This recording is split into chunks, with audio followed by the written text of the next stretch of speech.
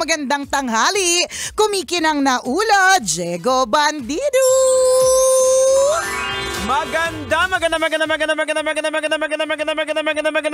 Magandang tanghali. Kumikinang ina. Nicoliala. Meron tayong isang tambalanista na nagtatanong. Shoutout muna tayo dun sa mga tambalanista nating Hello. tinatanungan tayo. Bakit? Kung makapagtanong kayo, mukha kaming katiwa-tiwala. Oo, pag nag-request nga kayo sa mga videoke, naguhulog kayo ng barya, di ba? Correct. Sana may pahulog. Dapat maglagay ka na QR code bago magtanong. Meron kasi nagtanong kanina, nabasa ko, sabi niya, napansin ko lang sa mga DJs ng Love Radio, parang hindi kayo nauubusan ng lakas. So sabi niya, paano ba yun? Kasi nakakaramdam siya lagi ng panghihina pagising pa lang sa umaga. Ay. Okay. As a doctor for today, ito po ang masasabi ko. Charot, diba? Hindi iba-iba naman po ng, alam mo ako sa totoo lang, Jex, hindi ko rin alam kung saan ko nakukuha yung lakas. Of course, everything comes from God. Totoo naman talaga. Yes, pero aminado naman ako na kung in terms of kinakain, except of course yung mga moments na mga 5 kilo yung tinira ko sa Samgyup. Ayan ka na, Doc! Samgyup! Nakamonitor si Doc! Samgyup na naman, di ba? Pero apart from that, on a daily basis, hindi ako dahil nga I watch my weight, hindi ako yung masasabi kong medyo calorie deficit. Ano po ba ibig sabihin ng calorie deficit? Kung ang required ng katawan ko na calories ay 1,700, ang tinitira ko dyan talagang less than 1,700. So kung tutuusin, talagang kulang yung calories, kulang yung mga kinakain. Kasi hindi pa nagtutubig. So it's really God's grace, promise. Totoo yan kasi hindi ko rin talaga alam kung paano ko kinakaya. Promise din talaga, pero ako po ay na happy. Siguro ang mahalaga is check and balance. Yan, 'di ba? Siguraduhin mo na kung meron kang moment na dire-diretsong matindihan yung sabak ng aktibidades, yan. Sisiguraduhin mo meron ka ring moment na petiks ka lang. Yun siguro yung parang balanse ng ganon. Pero sa akin naman masusummary ko dito is doon sa nagtanong na sa amin kasi malinaw yung purpose ng life namin. Ang purpose po namin maging alipin ng salapi. So pag alipin ka na sa lapi, mapapagod ka ba? Kulang ka sa lakas. Ay, naku, wali. Kanino ka bumabangon? Yan, para kanino ka bumabangon. Oo, para saan? Totoo. Kasi sa amin, like kay Nicole, di ba? Isa anak niya. Ito, siguro kung taking from that, Jegs, siguro kasi, patay gutom po yung pamilya ko eh. Hindi po, tapos kung makareklamo po sila, pag walang aircon, akala mo mga anak mayaman. Tsaka take note, ang mga anak ni Nicole, mga Gen Alpha. Yes, mga Gen Alpha. So mahaba, kinakailangan yung talagang kumayo. Correct! Kailangan ko talagang kumayo. Gen Alpha, ano ibig sabihin ng Gen Alpha? Bukod sa iba yung lengguwahe nila, mga bata pa sila. So kung ako po ay magpapahinga at hindi ko lalakasan yung loob ko, yung sarili ko, at hindi ako magdadasal na bigyan ako maraming enerhiya, walang mapapala. Diba? So, ganon. Yun siguro. Baka dito sa nag-message sa atin, baka hindi mo mahanap kung ano yung dahilan ng pagising mo. Correct. Yan. Baka hindi ka motivated. Yun talaga yun. Diba? Kung halimbawa, ako siguro, Jegs, ang arte ko din kasi. So, para ma-maintain yung kaartehan ko, kailangan ko magtrabaho. Hindi po ako pwedeng lalamya-lamya. Diba? Kanina nga sandamukal po ang laman ng cart ni Nicole kasi. Na parang tinatanat, na parang kanina, ang dami ko nababasa na article na si Trump ay maglalagay na ng tariff, mga tax. So parang delikado na daw yung mga fashion, yung mga clothes, yung mga ganyan. So parang, ewan ko kung kailan i-implement yun, check out ko na. Bago magmahal lahat. Hindi sabi, parang medyo nakakakaba na kasi magmamahal na dahil may mga tariff, may mga tax na daw, gano'n. But anyways, motivation ko, totoo naman. Ang dami po nakalagay sa cart ko. 'Di ba? So kung gusto ko ma-achieve yung mga nakalagay sa cart ko, kung gusto kong ma-achieve yung mabili yung mga chunky necklace ng Mayat de la Rosa Fine Jewelry, kailangan ko magsipag. Hindi ako pwedeng hihina-hina. Correct. Kaya po sinisipagan ni Nicole kasi may sarili siyang customized shopping mall sa loob ng kanyang cart. Totoo yan. May customized shopping mall po siya. Ay, pag kailangan ko ng dress, titingnan na siya dun sa cart niya. Titingnan na ako. Okay, kailangan na kita. Check! Nandiyan ka lang, kailangan na kita. Check! At kapag hindi ako nagtrabaho, kung kailangan ko na yung mga bagay na yun, hindi ko siya ma-achieve, di ba? Hindi mo siya bibigyan ng pera ng asawa niya? Hindi! Di ba? Pero katotohanan maarte ako, patay gutom yung mga anak ko, mga bata pa sila. Yan. So kailangan ko magsipag. Kanina nga pagpasok ko dito, sabi ni Robin Shena, Mamang aga mo pala dito kanina, 5 a.m. Okay, di ba? Galing pa ako ng Barangay Santa Lucia, Pasig City. Ayan. Plus diba? kahapon pa, anong oras na rin tayo dun sa Pitex? Galing sa Bioflu event. Di ba? Alam mo, naso-surprise din talaga ako. Yan ba yung 40? Excuse me? Wala kayong ebidensya. Nakakaya naman sa mga 20 ang edad na nagreklamong wala silang lakas, di ba? Siguro yun lang. Motivated din ako dahil ang daming bayarin. Di ba? Ang dami. Tsaka gusto ko na mag-aaral sila sa magandang school. Di ba? Yung mga ganyan. Gets salat maarte kasi talaga ako. Ngayon parang mas malinaw na sa akin sa sinabi mo na kung bakit parang mahina yung mga 20s, di ba? Parang pagod sila. It's because of motivation. Kasi nga sa edad namin na 40 dahil marami kaming obligasyon. Correct, di ba? Kailangan mo magtrabaho, magsipag. So yung mga jeans mo gumagalaw-galaw yan. Pag 20 ka, sarili mo lang inisip mo. Ikaw lang. Gana. Tama. Lalong-lalo na kung halimbawa, hindi ka naman breadwinner. Hindi ka. Kasi kung breadwinner ka, walang lamya-lamyang mangyayari din di ba? Magsisipag ka talaga, mag-extra ka, kung anik-anik ka, ganun. Baka bata pa itong nagtanong. Feeling ko. Hindi ko alam kasi hindi ko maintindihan yung pangalan niya, balibaliktad.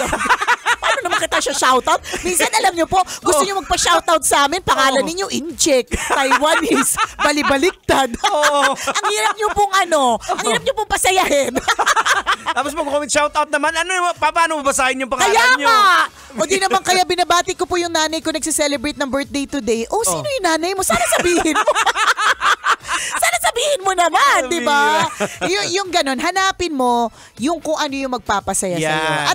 At hindi ito, kanya-kanya siya. Hindi natin pwedeng ipilit sa'yo na, si Nicole, ang motivation niya, yung kaartehan niya, o kaya yung pamilya niya. Ako yun. Iba yung kinalakihan ko, iba yung mga hilig ko, di ba? So hindi ko pwedeng i-impose sa'yo yan. Iba-iba tayo ng POV Correct. Iba-ibang sitwasyon. Ano ba yung perspective mo? Ano ba? Kung single ka, alam mo naman para sa bayan. Sa bayan, di ba? Wala Babango para sa bayan.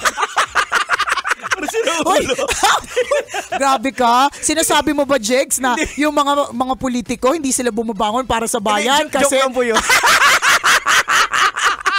Sabi kasi ni Jegs, musi na ulo bumabangon para sa bayan. Hindi, pagbata ka, di ba? Pagbata ka. Hindi, sinasabi mo ba yung mga SK? Joke lang po yun. Joke lang po.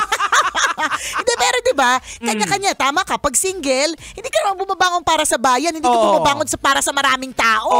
Bumabangon ka para sa gimmick mo bukas. Yan. Para sa mga gagawin mong larga sa weekend. Yan, diba? Yung school nga lang hindi ka makabangon, diba? Pag bata ka, tinatamad ka. True, diba? May mga iba motivation nila. Kunyari, speaking of school, kaya sila masipag at hindi lalamya-lamya. Vying sila for honors. Yan, may mga ganyan din. Yung mga taong ganyan, yung mga nagsisipag ng ganyan, vying for honors yan. Hindi yan tumitigil, Jegs. Yan yung mga nakakairita na umiiyak kasi mayroong 89 na grade. Parang diba? ikaw.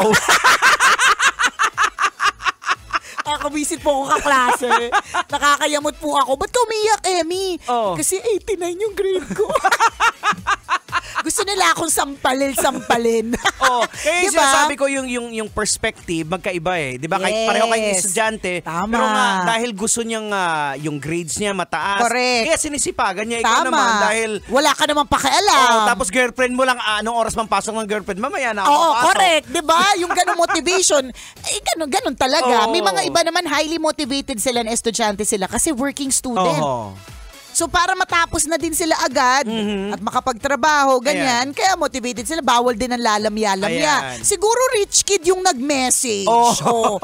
Parang pahingi-hingi na lang kayo, parang lamya-lamya. Pero hindi ka naman namin i-judge, diba? Kasi ano talaga hindi naman sa lahat ng oras, alam na natin agad kung ano yung nagpapasaya at nagpapa-excite sa atin. Correct. Minsan journey yan. Journey talaga yan eh. It's a search, diba? Kinakailangan mo mag-set ng goal.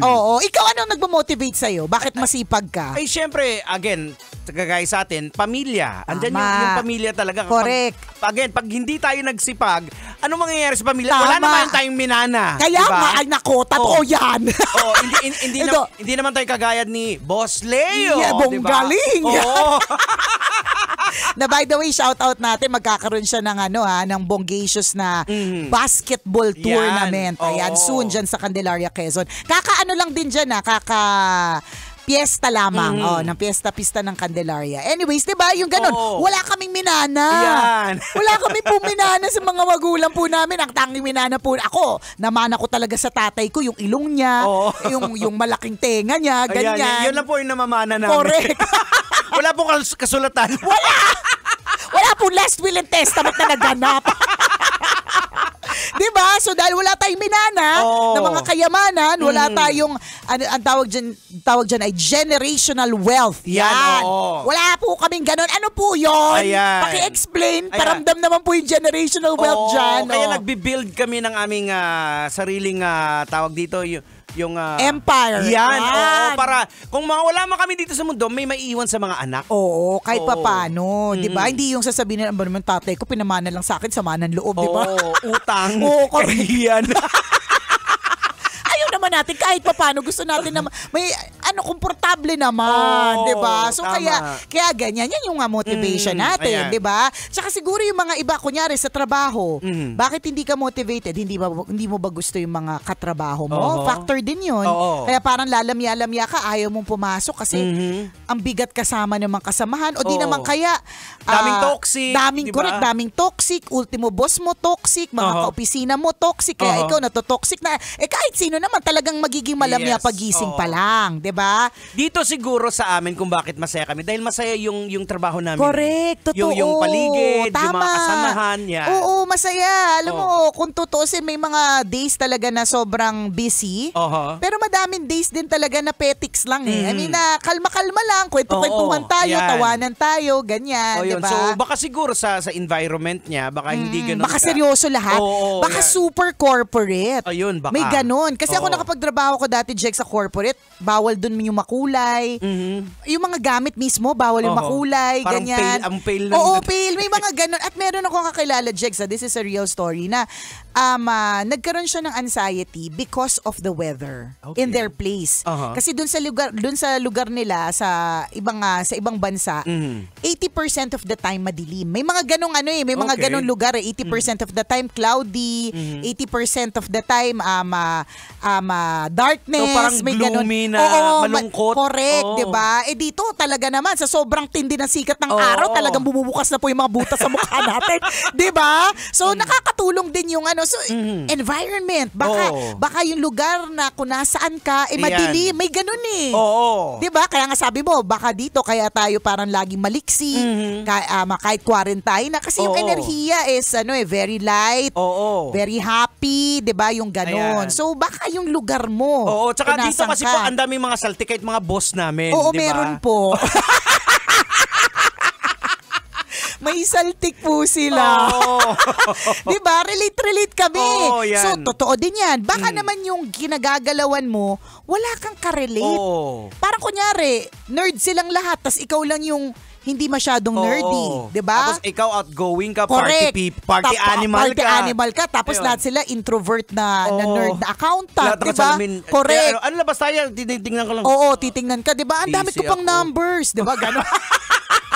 Wait lang, mag-send ako ng report. Totoo, Diba, kahit sino naman magiging malulungkot siya. So, yun, maraming dahilan. Baka hindi ka motivated, yung environment na meron ka, hindi mo trip yung mga ibang tao sa paligid mo, ganyan. Yan yung mga alamin mo. Yan. What makes you, what drives you, di ba? What makes you motivated. Baka nandun ka sa isang sitwasyon na ikaw lang yung nag-iisa na sinisiksik mo yung sarili mo doon na hindi ka naman talaga bagay, di ba? Ayan. O di naman kaya, sabi ng isa kong kaibigan to na madre, may kaibigan madre, hindi halata ni Cole. Pinagpipray over doon. Hindi ba birds of the same feather? Kaya may kaibigan ako madre. Hindi, pinagpipray over. Oo nga, sabi ko nga. Wala mo lang nakaisip na birds of the same feather, flock together. Hindi kami naniniwala may madre ganyan magsalita. Hoy, pero akala naman Hoy, akala naman kaklase ko dati magmamadre ako. Kahit walang maniwala sa inyong lahat. O bakit dati magpapari ka, di ba? Ay, oo nga, no? Tingnan mo. So sabi ng kaibigan ko, madre, na minsan kapag ka-feeling mo, parang dry ng lahat. Yung para bang walang lasa or parang yan nga, siguro malamya or it might be spiritual drought. Yes, or pagkatuyot sa iyong faith. Totoo yan. So that's another factor. Isa pa yan. Baka mamaya kulang din sa dasal, friend. Yan, Kulang sa pagpapasalamat kay Lord. Kaya sa halip na makita mo yung mga blessings, nakikita mo mga disgrasya. Ayan. Ganon. So ano lang, dagdag kaalaman para sa'yo. Yan. At syempre, drink your vitamins, kumain ka na masustansya. Correct. Kaya mo na yan kasi hindi ko kaya eh. Suportahan ka na. Suportahan ka namin. Go, go, Kain go. ka rin ng gulay-gulay. Yes, go, glow and grow foods. Go, go, go. Ay, mga kabisyo, oras natin 12:39. Ako pong kumikinang na ulo, Diego Bandido. At akong kumikinang ina mo, Nicole Yala. Kailangan pa bang i-memorize yan? Basic!